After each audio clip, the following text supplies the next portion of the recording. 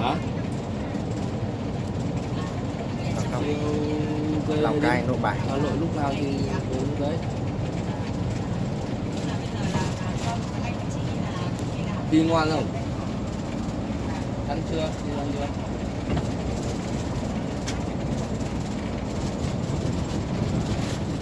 Quấy không?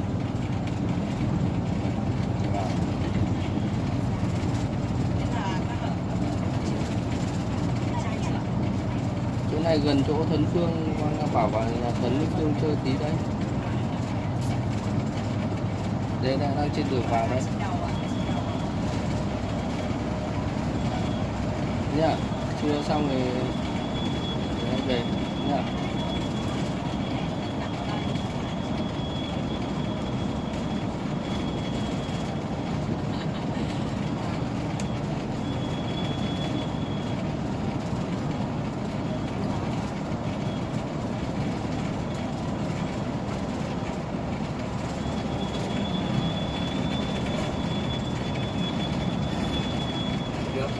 Tao ở thành bát là nhà sàn, ba người ông có đi tiến, hai người đi đây.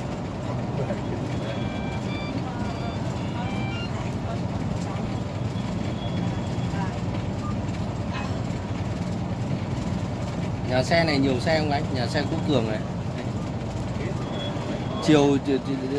Chiều có tuyến nào đi xuống không anh nhỉ? Có. Mấy giờ nhỉ anh nhỉ? Cầu A này á. Không, em xuống ấy cơ. Thôi em chơi ở dưới này đến chiều lại về mà. Có từ cầu A này chứ gì? Vâng, từ Mộ A về. 1,5. Đúng nhà xe mình à? Tí cho em xin tiền ấy nhá. Cáp. Rồi. 1,5 là có tuyến.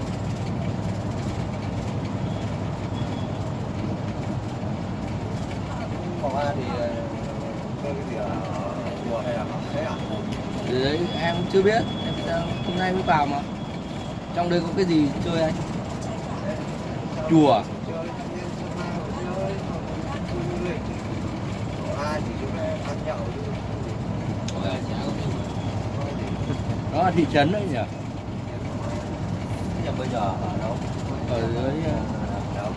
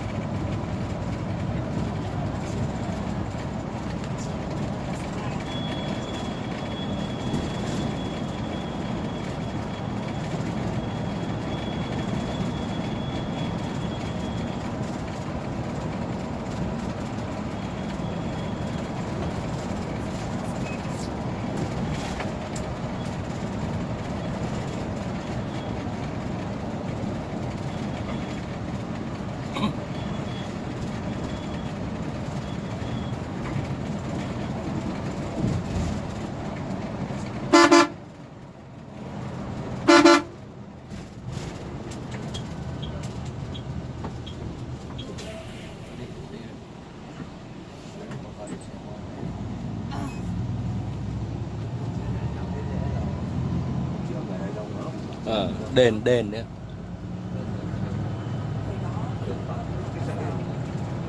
Ở bên kia nữa sao anh nhỉ? Bên kia sông nữa sao nhỉ? Sông Hồng là ở ngay phía dưới này thôi đúng không? Sông Hồng. Sông Hồng chảy về với đất mẹ. Dưới này là sông Hồng. Ngoài cái cảnh sông Hồng.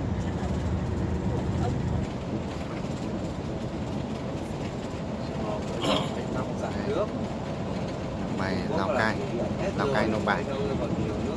Hôm nay là 2, 3 anh em đi chơi chuyến Điều tiết nước rồi. Yên Bái, chơi ở xã Châu Quế Thượng. sông Cửu À, Long, về Tuyết chơi Cô. với bạn Vũ Huy, cây này hay trồng cây. Đẩy van nó cho xả cho tí. Live stream à? Quay để anh em xem. Video. Sông Hồng. Là sông Hồng. Sông Hồng chia làm mấy nhánh. Các cháu đi bắt cá cho nên là các cháu ngăn từng nhánh kia để vớt cá. Đây là sông Hồng. Về to này. À. Về.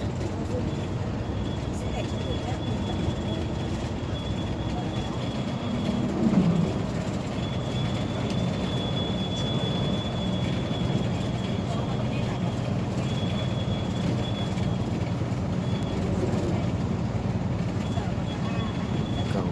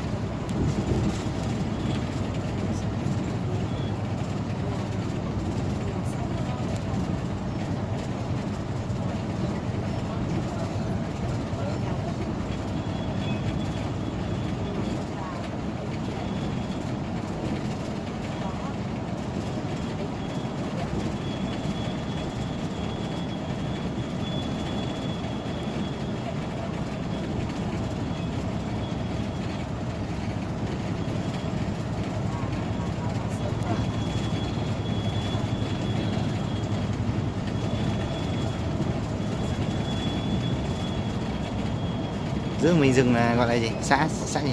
An Thịnh nhỉ? An Thịnh. À. An Thịnh, Văn Yên.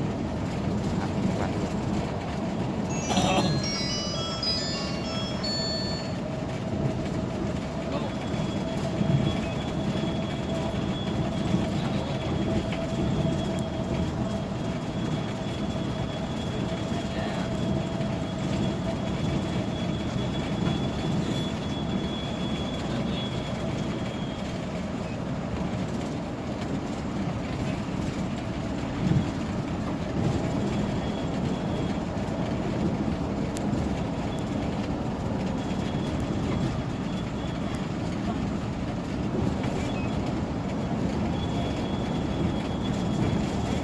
Văn Yên này, chi nhánh.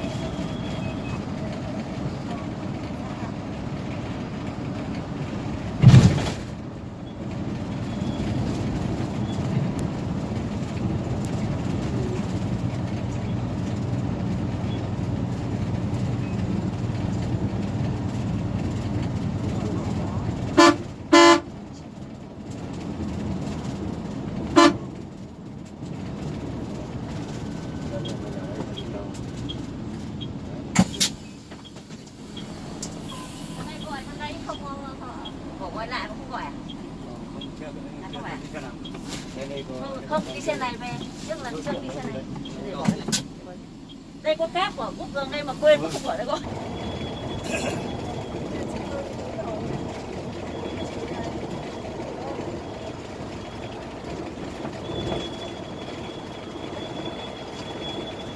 Đường này năm ngoái đi cuối năm đi như thế này quên điện thoại đường theo điện nữa thì thấy sao ra đẹp đấy.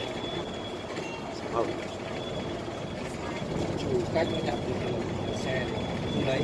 Nhà xe này là quên đi là này trả lại ngay.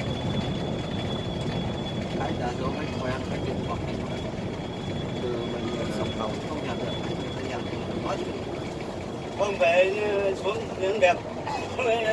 Cứ mất điện thoại nó tìm mua cái số thế là tìm. Hôm trước con hàng này ở lớp B mấy ấy. Nó đi chuyến Hà Giang ấy. Thế mà lại có một ông khách ông lại nhặt được, thế mà nhà xe vẫn tìm được. Thế mới giỏi như này. xe tìm hộ cho. Ở đấy tìm hộ cho. Mà chỉ có mấy cái người như thế thôi. Thế mà vẫn hỏi vẫn tìm được. Đấy. Vẫn tìm được mà vẫn trả lại cho nó. Biết ai được. Một tháng ba bé bên này nữa 6-7 người nữa nên với con mẹ đi. Chú không có số của ông à? Không. Bọn kia nó đi cùng đoàn ấy, đi cùng làm ấy, đi đám ma, đi đám cưới.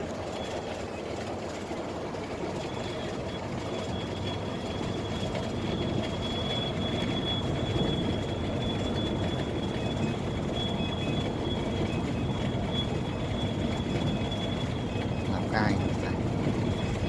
Xe rất là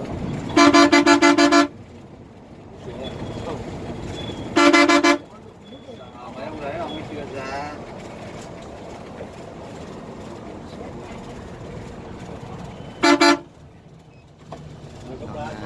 mấy khách ở đây.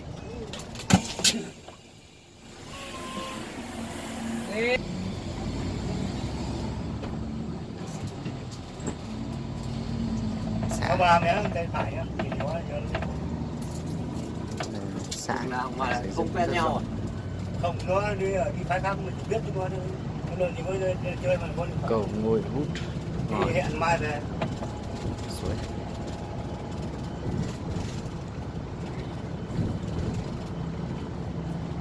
Tốt đấy thì về đâu hả chú? Về đẹp. Đẹp cái gì? Chú không có số à?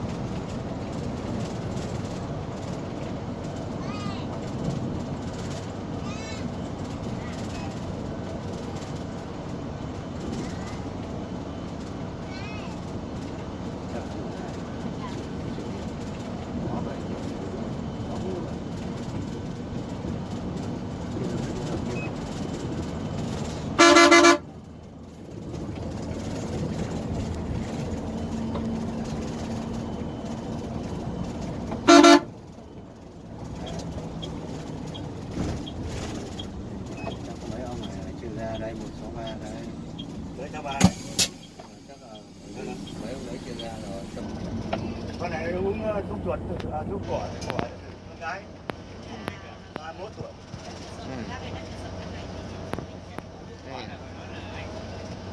Con trẻ mà Đi nước ngoài đi lao động xuất khẩu mình yêu cái thằng Thanh Hóa nó lừa mà hết tiền, sao tất cho nó giờ về là nó đéo lấy nữa, thế này về chắc con cay nào cũng chưa được quả chứ. Hết rồi. thế rồi. Đối con này đi lao động tiền quay ra nó yêu chắc là người ở bên nó ở kia nó ở với nhau về đéo lấy. Sống thế không có đức. Bái. Ra Chưa toàn biết. một tiền nó về Tây Trắng. Đang là Về Yên xong Bái. không lấy.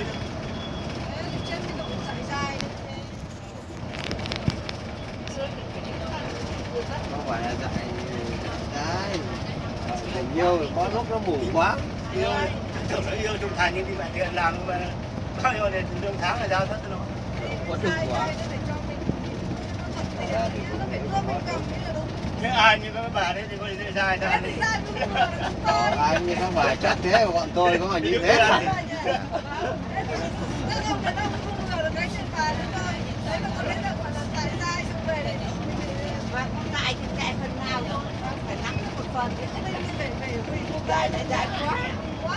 Các bác là tình cho không biếu không còn được thì tiền thì mất thì lại làm ra đúng không? Có cái giữ cả đời vẫn là cho không được kia, đấy là tiền. Cái như giữ cả cuộc đời. Về nó không lấy, nó yêu tiền giao nó về nó không lấy. Về nó không lấy, nó lấy. lấy thằng này thì lấy thằng khác. Đấy, mua đồ ngu chết. Nhờ pháp luật nó lấy lại được ngay. Ra đấy rồi, tôi nhìn thấy nó chỉ. Bác sĩ đúng không? Vợ nó chẳng bảo đi làm cái đấy. Đâu tới.